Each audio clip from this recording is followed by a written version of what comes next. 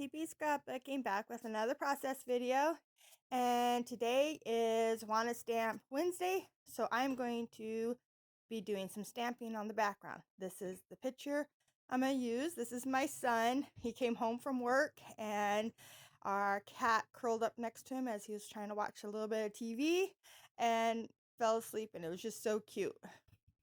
So I think I'm going to use these stamps, and I want to do like a uh, border down one side, and let's see what I can do.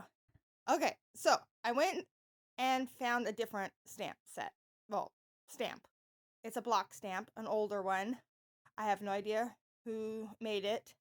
I've had it for years, and it's just a whole bunch of like fall leaves. And I really like how this turns out. So I am just stamping all the way down this side, or right now it's the bottom, but it will be the side, and just making stripes of these amazing leaves. I'm turning my stamp um, so that it's not a repeating pattern. I have um, leaves in different spots, and then I'm also staggering it so that the leaves don't all line up um, next to each other. And this stamp pad that I'm using is the one I got at Staples. It's just in their like, business pad, and has red and black in it, and it's a really nice deep dark black, and I thought it was perfect for this.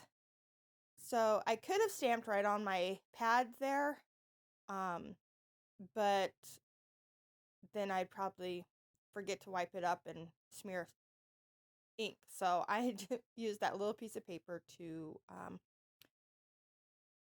just do when I do my stamping off the edge, so I can make this whole pattern go all the way down. And it worked good. And here I'm going to stamp just one more little leaf, and I like the 4 strips of falling leaves. And it took me forever to figure out which way I wanted to do this, because my son's body is facing one way, but he's watching the TV the other direction. So I decided to go with the way his face was looking. And I'm still trying to figure out how I'm going to use those other stamps. But I pull in these um, stamps. They're on a purple rubber stamp, and they stamp really good. And this is just dots, just a whole bunch of dots that make up this like little square. And I'm using it more as just like a mixed media batch, mixed media something in the background. And I decided to try to overlap my stamps and to see if it would soften up that square look, and it did. It actually worked really good, especially with the way that the picture lays over it. You can't really see those, yeah, where it lays over. And then I do go ahead and stamp over top of some of the leaves. Okay, after I get these all done, I get out it's a film strip that I cut out with my Cricut. My friend gave me her Cricut, her old Cricut, and I am having so much fun with it. So I cut out these film strips, and I want them to go on the back since he's watching TV, and well, it makes sense to me. And so I decided it needs some color. Everything is yeah, just black on the white, and the film strip's black. So I pull out my watercolors, my Crayola watercolors, and I decided to go with more fallsy colors since this picture was taken in November. I know he's inside and everything, but it still reminds me of fall. And my cat is a very orangish yellow cat, so these colors work. I use the yellow, and then I'll come back in with some orange, and um, it just gives it just a hint of something. It's not the main focus um, of the background. That stamping definitely is the main focus of the background. But of course, I want my picture to be the main focus of the whole layout. And since these are um, complement the picture so well, I think it does that. Okay, so I keep bringing my picture back to make sure I have enough so that you can see the yellow and orange from behind the picture. And but I don't need to do like the center because you'll never see that anyway. So um, yeah, I just keep bringing the picture back and forth and checking to make sure it looks good. I'm not laying it down since it is still a little bit wet. I'm just holding it over. Um, yeah, so now what am I doing? Oh, yes. So finally, I decide I'm going to use the stamp that's like, kind of reminds me of like little berries. So I'm using the red out of that same stamp set. And it's not like a huge um, thing that you see. It's just a slight little bit of color, a little bit of something. And in the close-ups, you see it a little bit better, but I really like it. And it also gives me another color that I can bring in later on. So here I cut my film strip in half. That way I can have it sticking out. And I don't have to use two of my film strips. I can save the other three for later. And I bring in these little wood veneer arrows. I really like these. I got them at a little craft store um, called Mangy Moose here in Montana, and it's a adorable little craft store. They don't have a lot of stuff, but I found these and they were like $3, so I went ahead and picked them up because I love the wood veneer. The picture was definitely kind of getting lost, so I grabbed this piece of grayish tan cardstock. It was not cut square, so I flipped it over. And I'm just going to add a thin border around it. I don't know about you. I know that these cutters are meant to cut either direction, but for some reason, I have to have mine set up this way. Like, I try to cut it the other way, and for some reason, I can't do it. And I know they're like left-handed, right-handed, or something. I don't know. But you'll always see me flip it around, and I cut them the exact same way every time.